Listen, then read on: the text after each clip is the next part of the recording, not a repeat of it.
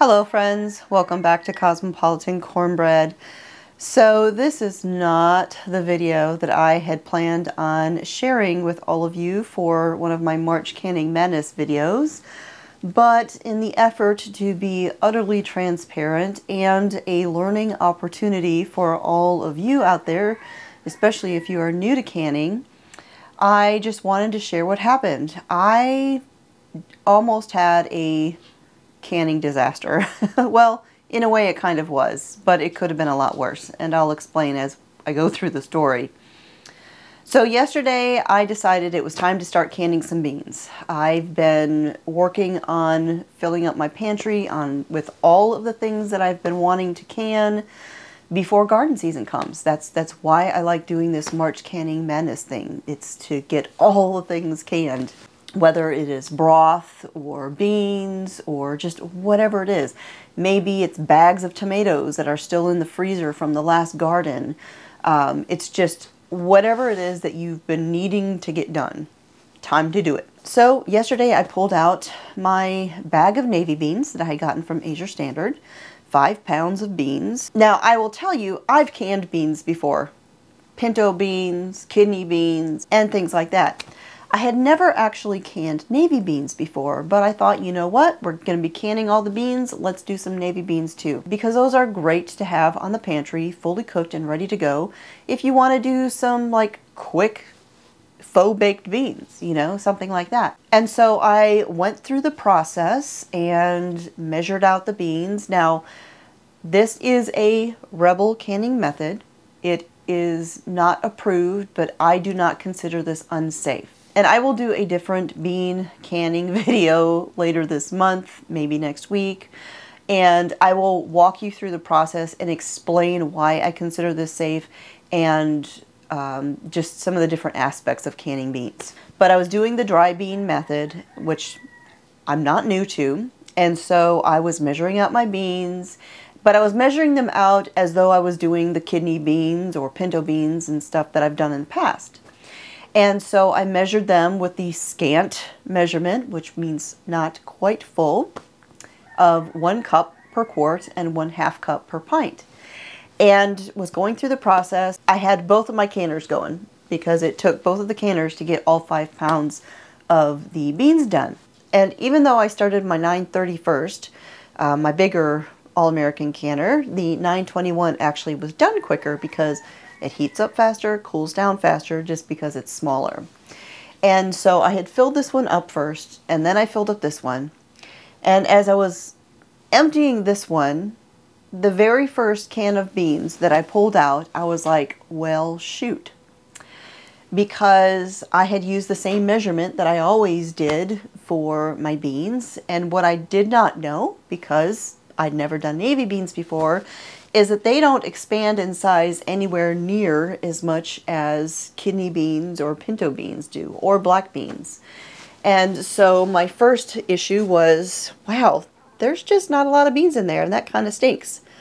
I could have put more beans in there, because we got a lot of water, which means the jars of beans were going to be taking up a lot more space in my pantry than they needed to have.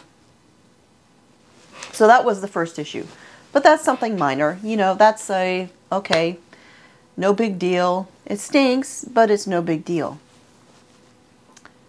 So there's your first nugget of knowledge that you can take if you've never done dry beans and you haven't done navy beans. You don't have to do a scant cup or 1/2 cup for the jars. You can use a full or even slightly rounded. Here comes the big mistake.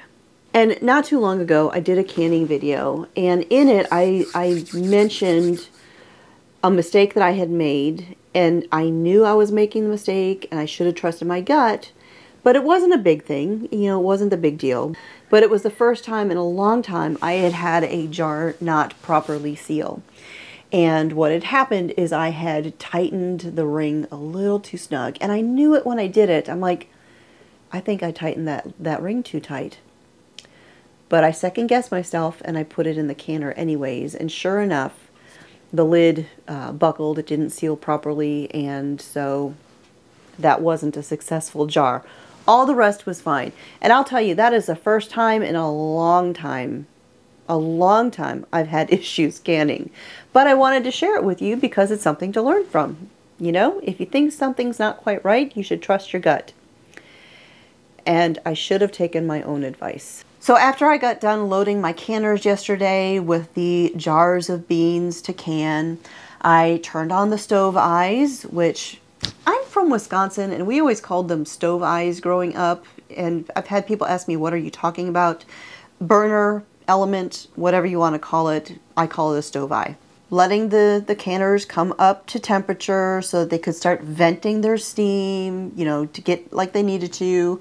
And then putting on the weight and all of that, letting the pressure come up, letting the weight start jiggling because these are the All-American canners. But what was bugging me, and I knew something was wrong, but I was in a hurry. There's another mistake.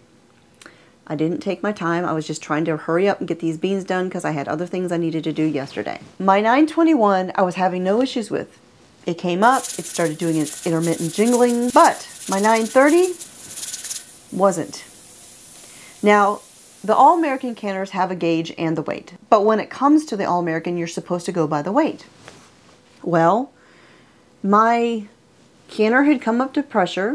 It was reading at 12 pounds, which is a little higher than normal. Usually it runs right around 11 pounds for the weight to start jiggling. But the weight wasn't jiggling properly. And I wasn't quite sure why.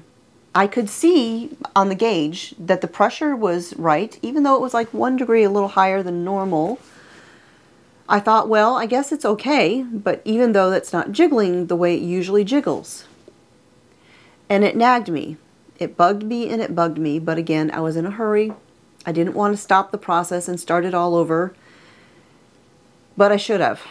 I should have taken a closer look because what I didn't realize until later on in the process, when it was almost done, I looked very closely. I was standing right there where my camera is. And usually when I'm working in my kitchen, I'm over there doing things. And so I didn't notice it. But when I was standing right there, I did. This canner, my 921, was sitting on the stove just fine, doing its thing, happy canner. And when I looked very closely, I realized it was slightly tilted. Just slightly tilted. And what that slight lean did is it caused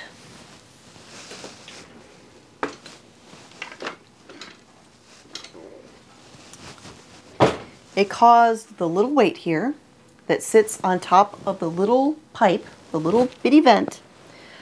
Normally the weight sits straight on top, and when it comes up to pressure and it's releasing the little bits of extra pressure, it rattles. And it rattles. And it rattles. But if the canner isn't perfectly level and it's shifted slightly to the side, it'll release steam, it'll release pressure more than it should, and enough that your weight isn't going to rattle as often as it normally does, even though the gauge is showing that it's up to pressure. But because this wasn't sitting straight and because it was releasing more of the steam than it normally does, that means it was continually releasing pressure. In order to keep this canner up to pressure on that gauge to hold it stable, this canner ended up running way hotter than it should have. And I knew it the moment I took the lid off. You see, what happened is we have this gas stove and it has these great big grates on top. And every time I do cooking, the last thing I do when I finish up cooking anything is as soon as they're cooled, I pull off the grates, I wipe down my stove, I get everything clean. And the other day, if you watched my video where I had been in the kitchen cooking with me and I was making that carnivore shepherd's pie, You may have noticed where at one point I pulled the skillet off, adjusted something, and put the skillet back on. That is because the little cast iron piece that sits over the flame had gotten slightly off kilter when I washed the stovetop, and I just needed to straighten it out. Well, much like that, the last time I washed my stovetop, which would have been the day before yesterday, I didn't notice it when I started the canning process, I didn't see it until the end, was that the little feet of these grates were not sitting where they were supposed to. This one was. The one on the left under the 921 was sitting straight. But this one wasn't, which threw off this one. And when this one was thrown off, and those, we're talking maybe 2 millimeters, maybe 1 millimeter of a difference, threw this grate off, which threw off the canner, which threw off the pipe, which threw this off. And because the canner was going hotter than it should have been, because the moment I took the lid off of the 930 and I saw the tops of the jars, my heart sank. Because that is when I realized that this canner had been running way hotter than it should have been. And all I could think is, my heavens, please don't let this have boiled dry. Because if a canner, a pressure canner, boils dry, that can affect the integrity of the structure of the canner, making your canner unsafe under pressure. And had the canner boiled dry, that would have been a very expensive mistake. Because while all-American canners are quite expensive, they have gotten much more expensive, like everything else, since I bought these. And to replace it would have cost, I don't know, 20% more than it did in the past when I bought mine. So of course I pulled out all of the jars, and as I was looking at them, you know, of course there was the fact that there was way too much liquid in these jars than there was beans. You know, we learned that with this canner. But as I looked at the beans, I noticed not only were the lids damaged, several of them buckled, some of them almost popped off, but the beans themselves were darker on the bottoms than they were in the rest of the jar. And that tells me that all of those jars on the bottom, because they were closer to the heat source, I think those beans actually burned a little bit inside the canner because the canner was too hot. And so I share all this just to stress to you the importance of a level stove. Because the difference between these grates sitting where they're supposed to and being slightly off kilter is so minuscule. I mean, like I said, 1 to 2 millimeters. It's so minute that you might not think it would make much of a difference. But this was telling me that it was. And I should have paid attention. I should have listened to my weight. I should have trusted my gut. And I shouldn't have been impatient. Now, would I have been concerned about this exploding? No. This was still releasing excess pressure, and there is a safety valve inside the tops of every one of these lids. And so it wasn't building up enough pressure that it could have exploded, but it was too hot. It wasn't the heat it wasn't the pressure that was the issue, it was the heat. I won't be keeping any of these. I'll be dumping them out for the chickens and the critters and everybody else to consume if they want them. This could have been a very expensive mistake. Thankfully, it was only an $11 mistake, you know, 5 pounds of beans. And, you know, I was talking to my friend Heather last night about this when it happened, and I was just sick to my stomach over it. And, you know, I was showing her everything, and she's like, oh, I never would have thought to check my grates. She's like, you need to share this. And I'm like, yeah, you're right. So I just want to stress to you the importance of a level stove. And it isn't just the grates, it's the range itself. Now, what a lot of people may not realize is that your range, your stove here, you can level it. The feet on most ranges, they turn. And depending on which way you turn it, it will raise or lower ever so slightly the height of your stove. Now you will want to read the manual of your stove to see exactly how to do it for yours, but that's usually how it works. You use a wrench or pliers or something like that to turn the feet one way or the other to raise and lower the stove to get it exactly level. And use a level, not your eyeballs, to make sure. That is what we did when we installed this stove. And yeah, so the stove was right, the grates weren't. And so I'm just sharing this with all of you so that you can learn from my mistake and make sure everything's level. You know, that's not always something that we think of, but now it is, and it is for me. And it also really makes me think about the outdoor stove that I purchased for doing outdoor canning.